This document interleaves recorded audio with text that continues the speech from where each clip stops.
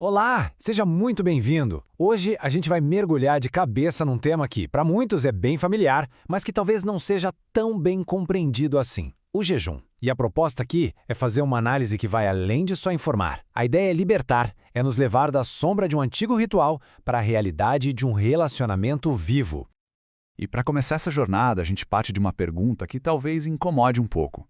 Por que a gente faz o que faz? Sabe, muitas vezes certas práticas religiosas são passadas de geração em geração e a gente repete, por tradição. Mas e se a base, a razão de ser de uma dessas práticas tiver mudado completamente? Porque, vamos ser sinceros, para muita gente, o jejum virou exatamente isso, um peso, uma performance para tentar agradar um Deus que parece estar longe, uma espécie de termômetro para medir o quão espiritual a gente é, e que, no fim das contas, gera mais culpa, mais ansiedade do que aquela liberdade que o Evangelho tanto promete. Se isso soa familiar para você, essa nossa conversa vai fazer todo o sentido. Então, a nossa tese principal aqui é que o jejum tem uma história, uma jornada. Ele sai das sombras da antiga aliança e caminha para a luz da realidade na nova aliança. E para a gente entender por que Cristo muda absolutamente tudo, a gente precisa dar um passo atrás e ver onde e por que tudo isso começou. Olha só, na antiga aliança, o jejum não era uma disciplina espiritual para, conseguir mais poder de Deus. Não. A Bíblia chama ele de sombra, de rudimento. Para ser bem específico, era um rito de luto, um sinal nacional de tristeza e aflição por causa do pecado. E ele estava totalmente conectado ao dia mais sério de todo o calendário judaico, o dia da expiação, o Yom Kippur, o dia em que o sangue era derramado por esse mesmo pecado. E essa imagem aqui ilustra essa mudança de um jeito brilhante. A gente sai da sombra e entra na realidade. A gente sai de um rito que expressava a ausência de Deus, um luto pelo pecado, e entra na celebração da presença constante do noivo, que é Cristo. A gente sai do luto para celebrar um perdão que já está consumado. A lógica da coisa toda virou de cabeça para baixo.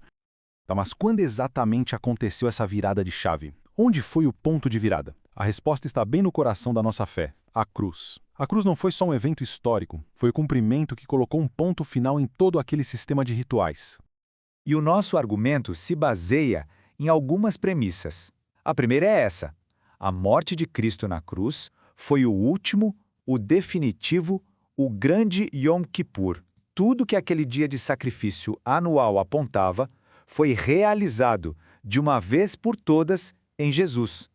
A segunda premissa se conecta direto com a primeira. O jejum não era um detalhe, era o rito central e obrigatório do dia da expiação. Era a resposta humana de luto e de aflição diante daquele sacrifício que estava sendo oferecido.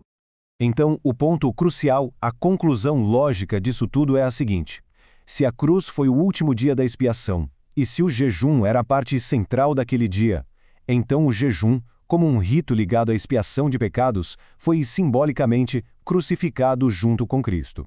A sua função, o seu propósito, tudo foi cumprido e encerrado nele.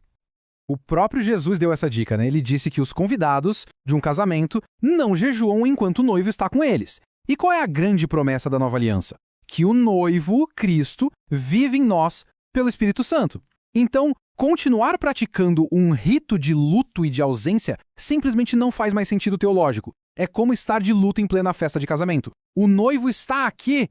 Certo, mas se o jejum ritualístico foi cumprido, ficamos com um vazio? De jeito nenhum. A teologia cristã não deixa vácuos. A nova aliança, na verdade, oferece meios de graça muito, mas muito superiores.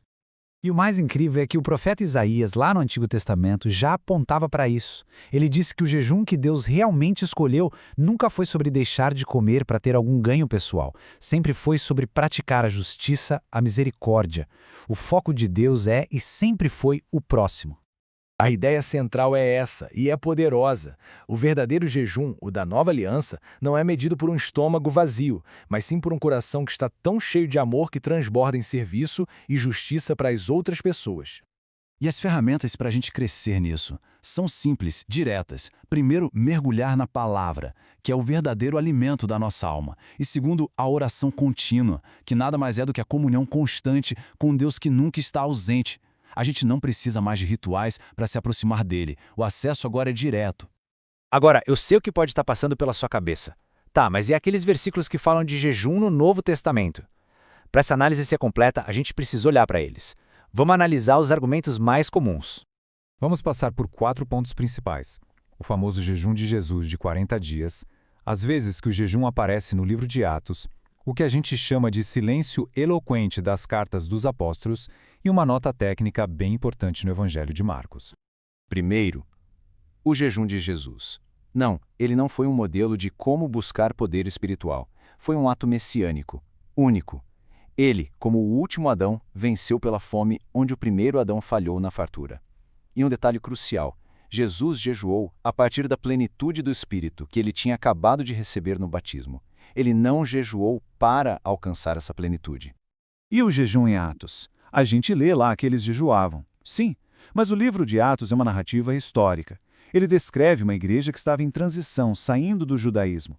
As menções ao jejum são descritivas, contam o que eles fizeram dentro da cultura deles, e não prescritivas, ou seja, não são uma ordem para todas as igrejas de todos os tempos fazerem igual. Agora, o argumento que talvez seja o mais forte de todos, o que não está escrito. Pensa bem, nenhuma das epístolas, as cartas de Paulo, de Pedro, de João, que são o nosso manual de doutrina, o manual de como a igreja deve viver, nenhuma delas ordena ou sequer dá instruções sobre como jejuar. Esse silêncio é ensurdecedor e muito, muito significativo. E para fechar, tem a famosa passagem que diz que certos demônios só saem com oração e jejum. Pois bem, uma nota teológica importante, a parte e jejum em Marcos capítulo 9 não aparece nos manuscritos gregos mais antigos e confiáveis que nós temos. Tudo indica que foi uma frase adicionada por copistas muitos séculos depois. E assim, juntando todas essas peças, a gente chega na nossa conclusão. A jornada da sombra para a realidade é, na verdade, um convite. Um convite para a gente deixar para trás a mentalidade de performance e abraçar a plenitude que nós já temos em Cristo. Esse quadro resume perfeitamente a troca que nos é proposta. É trocar a performance pela plenitude, trocar o ritual pelo relacionamento e trocar a sombra pela realidade que é Cristo. A vida cristã, no fim, não é sobre o que a gente faz para alcançar Deus, mas sobre viver a partir do que Cristo já fez por nós. E é muito importante deixar isso claro. Essa análise não é um ataque a uma prática ou às pessoas que a seguem com sinceridade, de forma alguma. Pelo contrário, é um convite. Um convite para a gente descobrir um nível mais profundo de liberdade e de descanso na obra de Jesus, que foi completa, suficiente e consumada. E a gente termina com uma pergunta para ficar ecoando aí na sua reflexão. Com base em tudo isso que a gente conversou, onde nós estamos vivendo a nossa fé? Na liberdade gloriosa da realidade, que é o próprio Cristo? Ou será que a gente ainda está, de alguma forma, preso às sombras de um ritual que Ele mesmo já cumpriu por nós? A resposta para essa pergunta pode mudar tudo.